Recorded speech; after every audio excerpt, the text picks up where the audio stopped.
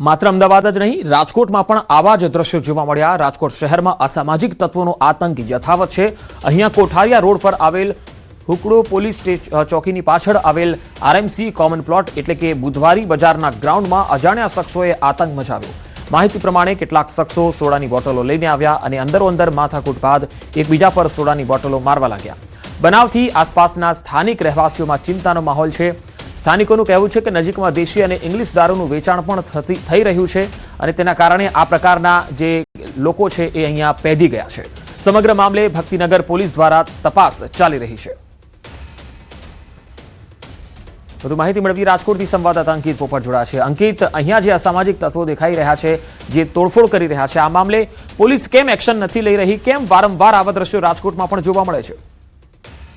ચોક્કસથી પંકજ, વાત કરવામાં આવે તો ન માત્ર ભક્તિનગર પોલીસ સ્ટેશન વિસ્તાર પરંતુ ગઈકાલે માલવીયાનગર પોલીસ સ્ટેશન વિસ્તારમાં આ જ પ્રકારના લુખ્ખા તત્વોનો આતંક છે તે સામે આવ્યો છે। હાલ જે વિડીયો આપણી પાસે આવ્યા છે તે રાજકોટ શહેરના ભક્તિનગર પોલીસ સ્ટેશન વિસ્તારના હોવાનું સામે આવ્યું છે કે જ્યાં રાજકોટના કોઠારિયા રોડ પર આવેલા હુડકો પોલીસ ચોકીની જ પાછળ સમજી શકાય છે કે જ્યારે પોલીસ ચોકીની ગણતરીના જ મીટર પાછળ જો આ પ્રકારની ઘટના બનતી હોય તો પોલીસની કામગીરી ઉપર તેમની નાઇટ પેટ્રોલિંગને લઈને અનેક ગંભીર સવાલો છે તે ઉભા થઈ રહ્યા છે। ખાસ કરીને બનાવ અંગે વાત કરવામાં આવે તો કોઠારિયા ચોકડી રોડ પર આવેલા હુડકો પોલીસ ચોકીની પાછળ આવેલા આરએમસી કોમન પ્લોટ એટલે કે જેને બુધવારી બજારના ગ્રાઉન્ડ તરીકે પણ ઓળખવામાં આવે છે, ત્યાં લુખ્ખા તત્વોનો આતંક છે તે જોવા મળ્યો હતો। ગઈકાલે અજાણ્યા આવારા તત્વો દ્વારા ત્યાં સોડાની બોટલો લઈને અંદરોઅંદર માથાકૂટ કરવામાં આવી હતી, તેમજ સોડા બોટલોના ઘા કરી આતંક પણ મચાવવામાં આવ્યો હતો। સમગ્ર મામલાના જ્યારે વિડીયો સોશિયલ મીડિયામાં વાયરલ થયા છે ત્યારે રાજકોટ શહેરના ભક્તિનગર પોલીસ દ્વારા બનાવ સ્થળની આસપાસના જે વિસ્તારો આવેલા છે તેના સીસીટીવી ફૂટેજ છે તે તપાસવાની કામગીરી ચાલી રહી છે। કયા આવારા તત્વો હતા કે કઈ ગેંગ હતી કે જે બંને વચ્ચે માથાકૂટ થઈ હતી અને કયા કારણોસર માથાકૂટ થઈ હતી તે તમામ મામલે હાલ અત્યારે પોલીસ દ્વારા છે તે વધુ તપાસ હાથ ધરવામાં આવી છે। પંકજ, જી અંકિત, આભાર માહિતી આપવા માટે। હવે વડોદરાના પણ દ્રશ્યો આપને બતાવીએ। વડોદરામાં દાંડિયા બજાર વિસ્તારમાં હત્યા થઈ ગઈ। કેટરિંગનો વ્યવસાય કરનાર યુવકની હત્યા કરવામાં આવી। યુવકના શરીર પર તીક્ષ્ણ હથિયારના ઘા જોવા મળ્યા। ગાડીમાંથી મૃતદેહ મળી આવ્યો। કારનો અકસ્માત પણ થયો હોવાનું જણાઈ આવ્યું। હત્યાનું કારણ અકબંધ છે। પોલીસે સીસીટીવીના આધારે તપાસ હાથ ધરી છે। ગાડીનું એક્સિડન્ટ થયેલું એ માહિતી મળતા પછી પોલીસની ટીમ આવીને ચેક કરતા અંદર કોઈ વ્યક્તિને શંકાસ્પદ મૃત્યુ થયું હોય અને ચક્કુ મારીને એની હત્યા કરવામાં આવી એવું પ્રાથમિક તબક્કે લાગી રહ્યું છે। અત્યારે હાલ એફએસએલ, ડોગ સ્ક્વોડ અને બીજી અને એજન્સી બોલાવી અલગ અલગ ટીમો પાડી અને શંકાસ્પદ કોણ કોણ છે એની તપાસ ચાલુ છે। અંકલેશ્વર શહેરમાં પ્રેમ પ્રકરણને લઈને એક ચોંકાવનારી હત્યાની ઘટના સામે આવી। જૂના બોરભાઠા ગામ નજીક આવેલા ખેતરમાંથી રિક્ષા ચાલકનો ગળું કાપેલી હાલતમાં મૃતદેહ મળી આવ્યો। પોલીસે ગણતરીના કલાકોમાં હત્યાનો ભેદ ઉકેલ્યો છે। મૃતક રિક્ષા ચાલક ઘરે પરત ન ફરતા તેમની પત્નીએ ફરિયાદ નોંધાવી હતી। ત્યારબાદ રિક્ષા ચાલકનો મૃતદેહ મળી આવ્યો। તપાસ દરમિયાન સામે આવ્યું કે મૃતક રિક્ષા ચાલકની પ્રેમિકા અને તેના હાલના પ્રેમીએ મળી રિક્ષા ચાલકને મોતને ઘાટ ઉતાર્યો છે। મૃતકની પત્નીએ જણાવ્યું કે તેના પતિને એક મહિલા સાથે છેલ્લા 8 વર્ષથી પ્રેમ સંબંધ હતો, જેને લઈને ઘરમાં પણ વારંવાર ઝઘડા થતા હતા। તપાસમાં સામે આવ્યું કે મૃતકની પ્રેમિકા તેના હાલના પ્રેમીએ મળીને હત્યાની સાજિશ રચી હતી। આની વાઇફને જણાવ્યું કે આનો જે અફેર છે આ એક જ્યોતિબેન સાથે છે જે વિડો છે અને આને શક છે કે આની જે મર્ડર થયો છે આમાં જ્યોતિબેનનો કોઈ રોલ છે। પછી જ્યોતિબેનને પૂછપરછ કરતા જ્યોતિબેન જણાવ્યું કે જ્યોતિબેનને સંજયભાઈના સાથે મળીને આ જે આપણે જે વિક્ટિમ છે મુકેશભાઈનું મર્ડર કરેલ છે। જૂનાગઢમાં મેંદરડા સાસણ રોડ પર ભારે ટ્રાફિક જામની સ્થિતિ સર્જાઈ। નાની ખોડિયાર પાસે એક ટ્રકનું ડીઝલ પૂરું થઈ જતા ટ્રક રસ્તાની વચ્ચે જ બંધ પડી ગયો, જેના કારણે આખો રસ્તો બ્લોક થઈ ગયો। રસ્તો બંધ થતા બંને બાજુ વાહનોની કતારો લાગી। બીજી તરફ રોડનું કામ ચાલુ હોવાથી વાહનોની અવરજવર વધુ મુશ્કેલ બની। ટ્રાફિક જામના કારણે આશરે 2 કિલોમીટર સુધી વાહનોની લાઇન લાગી હતી અને મુસાફરોને ભારે હાલાકીનો સામનો કરવો પડ્યો। તો જૂનાગઢમાં મેંદરડા સાસણ રોડ પર આ ભારે ટ્રાફિક જામના દ્રશ્યો તમે જોઈ શકો છો કે અહીંયા ડીઝલ પૂરું થઈ ગયું એટલે ટ્રકો રસ્તાની વચ્ચે જ બંધ થઈ ગયા અને પછી વાહનોના થપ્પા લાગવા લાગ્યા. આ સ્થિતિ છે. અહીંયા ડીઝલ મળતું નથી. જૂનાગઢ અને ગીર સોમનાથના અનેક વિસ્તારોમાં આ સ્થિતિ છે. અમદાવાદમાં રિક્ષા ચાલકો દ્વારા સ્વયંભૂ રીતે ભાડામાં વધારો કરાયો છે. સરકાર દ્વારા નક્કી કરાયેલા નિયમ પ્રમાણે 1 કિલોમીટરનું ભાડું 15 રૂપિયા અને મિનિમમ ભાડું 20 રૂપિયા છે. પરંતુ રિક્ષા ચાલકોએ સ્વયંભૂ રીતે 1 કિલોમીટર માટે 20 રૂપિયા અને મિનિમમ ભાડું 30 રૂપિયા જેટલો વધારો કર્યો. રિક્ષા ચાલકોનું કહેવું છે કે વધતી મોંઘવારી અને ખર્ચને કારણે વારંવાર રજૂઆત છતાં સરકાર દ્વારા કોઈ કાર્યવાહી થતી નથી, જેના કારણે આ નિર્ણય લેવાયો છે. છેલ્લા 1.5 મહિનાથી સતત રજૂઆત કરવામાં આવી છે. જોવા જઈએ તો ટ્રાન્સપોર્ટ કમિશનર સાહેબના ત્યાં 3 થી 4 વખત ગયા છીએ, આવેદનપત્ર આપ્યું છે, રૂબરૂ રજૂઆત કરવામાં આવી છે. સામે વારંવાર સીએનજી ગેસનો ભાવ વધી રહ્યો છે. જોવા જઈએ આ મહિનામાં 2 વખત વધ્યા અને ગયા મહિને પણ વધ્યો, 3 વખત ભાવ વધ્યો. તો 6 થી 8 રૂપિયાનો જે ભાવ વધારો પર કિલો પર થયો તો આ બી માર છે. એક બાજુ મોંઘવારીએ માજા મૂકી છે, દરેક ચીજ વસ્તુના અત્યારે ભાવ વધી ગયા, પેટ્રોલ, ડીઝલ, દૂધ.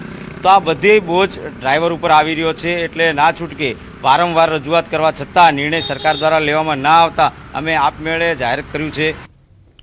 રાજકોટની સોની બજારમાં આવેલી દેરા શેરીમાં કોમ્પ્લેક્સમાં એક દુકાનમાં લાગેલી આગમાં સિલિન્ડર બ્લાસ્ટનો વિડીયો સામે આવ્યો. એસીમાં શોર્ટ સર્કિટ થયા બાદ આગ અગાસી સુધી પહોંચી ગઈ. આગ ગેસના સિલિન્ડર સુધી પહોંચતા બ્લાસ્ટ થયો હતો. ગેસ સિલિન્ડરની બ્લાસ્ટની ઘટનાનો એક લાઈવ વિડીયો પણ સામે આવ્યો. દુકાનના સંચાલકો દ્વારા આગની ઘટના બાદ પેઢી બંધ કરી દેવાઈ. કોમ્પ્લેક્સમાં ગેસના બાટલા ક્યાંથી આવ્યા આ અંગે પોલીસ દ્વારા તપાસ થઈ રહી છે. ગેસનો બાટલો કોમર્શિયલ હતો કે રેસિડેન્શિયલ તેની પણ તપાસ થશે.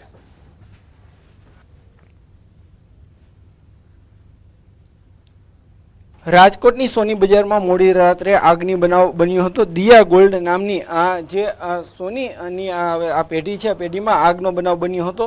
આ જે શેડ છે તે સંપૂર્ણ રીતે બળીને ખાખ થઈ ગયો છે. ટોટલ 3 માળ ઉપર જે છે આ આગનો બનાવ બન્યો હતો. ખાસ કરીને ગેસના બાટલાઓનો પણ બ્લાસ્ટ થયો હતો. જે રીતના અંદર જે સમયે આગ લાગી હતી એ સમયે 3 જેટલા જે કારીગરો હતા, જો કે સમય સૂચકતાને વાપરીને તેઓ તાત્કાલિક બહાર નીકળી ગયા હતા. પરંતુ અહીંયા બિલ્ડિંગને પણ નુકસાન થયું છે. જે રીતના આગનો બનાવ બન્યો હતો એ સમયે બ્લાસ્ટ થયો હતો અને બ્લાસ્ટના કારણે જે જારી છે આપ દ્રશ્યોમાં જોઈ શકો છો કે જે તૂટી ગઈ છે. બાજુમાં પણ જે ક્યાંક તિરાડો જોવા મળી રહી છે. એટલે કે આ બ્લાસ્ટ કેટલો ભયંકર હતો તે આ દ્રશ્યો પરથી જ ખ્યાલ આવી શકે છે. હાલ આપણી સાથે અહીંયા સ્થાનિક વ્યક્તિ છે, આપણે એમની સાથે પણ વાત કરવાનો પ્રયાસ કરીશું. આ સોની બજાર છે, ખૂબ જ ગીચ વિસ્તાર માનવામાં આવે છે અને અહીંયા જે છે તે આગનો બનાવ બનતા કે અફરાતફરીનો પણ માહોલ સર્જાયો હતો. ભાઈ, આગ કેટલા વાગે લાગી હતી અને આખી શું પરિસ્થિતિ? 10:30 વાગે જેવું આસપાસ થયું હતું અને પછી રાતે 1 વાગે બધું કાબુમાં આવી ગયું. બધું ફાયર બ્રિગેડવાળા, પોલીસવાળા બધાની કામગીરી સારી હતી એટલે બધી ઝડપથી કામ પતી ગયું. આ પેઢીના માલિક કોણ છે? આ પેઢીના માલિક સંજયભાઈ. કેટલા કારીગરો કામ કરતા? 3 થી 4 હશે, પાકો એક્ઝેક્ટ આઈડિયો નથી બાજુવાળાનો. બહાર નીકળી ગયા? હા, વ્યવસ્થિત બહાર નીકળી ગયા. આગ લાગી ત્યારે કેવા દ્રશ્યો હતા? બ્લાસ્ટ થયો હતો? એ તો ખાલી સામાન્ય અવાજ આવ્યો હતો ને એટલે એની રીતે બુજાવતા હોય એટલે વધારે થયું એટલે તરત પછી દોડાદોડ થયા નીકળી ગયા. ગેસના બાટલા ફાટ્યા હતા? એ ફાઈટાથી પછી એખામટા બધું લઈને બહાર તો ન નીકળી શકે ને. એટલે ગેસ બાટલોથી પછી બહાર નીકળી ગયા પછી ફાઈટો. કેવો અવાજ આવ્યો? અવાજ તો ભયંકર આવ્યો હતો. એટલે ચોક્કસથી જે રીતના અહીંયા સ્થાનિક જે છે લોકો પણ કહી રહ્યા છે, પરંતુ આ જે કોમ્પ્લેક્સ છે ત્યાં આગનો બનાવ બન્યો હતો અને બનાવને પગલે ક્યાંક ને ક્યાંક દોડાદોડીનો માહોલ પણ સર્જાયો હતો. મોડી રાત સુધી સોની બજારમાં છે તે અફરાતફરીનો માહોલ હતો. બીજી તરફ જે રીતના લોકો પણ કહી રહ્યા છે કે જે રીતના અહીંયા જે છે એ બ્લાસ્ટના મોટા અવાજ સંભળાયા હતા, પરંતુ અહીંયા સૌથી મોટો સવાલ એ છે કે ગેસના બાટલા આવ્યા કેવી, ક્યાંથી, તેમને કોમર્શિયલ હતા કે કેમ, તે અંગે હાલ તપાસનો ધમધમાટ જે ચાલી રહ્યો છે. હાર્દિક જોશી, ન્યૂઝ 18 ગુજરાતી, રાજકોટ. ઉત્તરાખંડની ચારધામ યાત્રાએ આ વર્ષે ઇતિહાસના તમામ જૂના રેકોર્ડ તોડી નાખ્યા છે. મેદાની વિસ્તારોની કાળઝાળ ગરમીથી બચવા અને દર્શન કરવા માટે ચારે ધામોમાં અત્યાર સુધીમાં 24 લાખથી વધુ ભક્તો મુલાકાત લઈ ચૂક્યા છે. આ યાત્રા માટે સરકારી રજીસ્ટ્રેશનનો આંકડો 40 લાખને પાર થઈ ગયો છે. સૌથી વધુ ભીડ કેદારનાથ અને બદ્રીનાથ ધામમાં જોવા મળી, જ્યાં ક્રમશઃ 9 લાખ અને 7 લાખથી વધુ શ્રદ્ધાળુઓએ શીશ નમાવ્યો. ભક્તોના આ ભારે ઘોડાપૂરને કારણે નેશનલ હાઈવે પર વાહનોની લાંબી કતારો લાગી ગઈ છે. જો કે આ રેકોર્ડ તોડ ભીડને લીધે સ્થાનિક વેપારીઓ અને હોટલ સંચાલકોના ચહેરા ખીલી ઉઠ્યા છે. ઉત્તરાખંડની આર્થિક કરોડરજ્જુ સમાન ચારધામ યાત્રામાં ભીડને લઈને રાજ્યનું અર્થતંત્ર વેગવંતુ બને તેવી આશા છે. વેકેશનમાં પહાડોમાં આટલી ભવ્ય ભીડ જોતા આગામી દિવસોમાં તંત્ર માટે વ્યવસ્થાઓ જાળવવી એક મોટો પડકાર પણ રહેશે.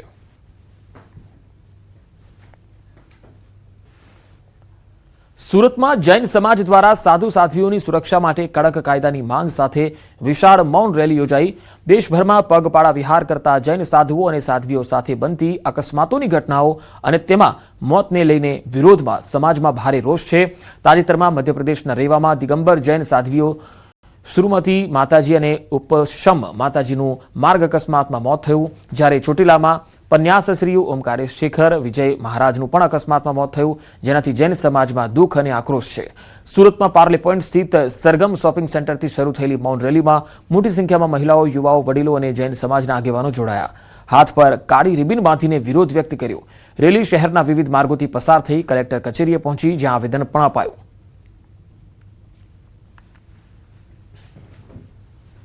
સમાજના સંતો, મહંતો અને સાધ્વીજીઓ જે નિર્ગ્રંથ રૂપે જે એક ટાઈમ જમે અને 320 દિવસ તો લગભગ ઉપવાસ કરતા હોય છે, એવા લોકોને પગપાળે ચાલતાને હત્યા કરવામાં આવે છે ઇરાદાપૂર્વક વારંવાર દર વર્ષે ક્યાં ને ક્યાં થતી હોય છે. એના વિરોધમાં અમારે આ રેલી કરવામાં આવ્યું છે.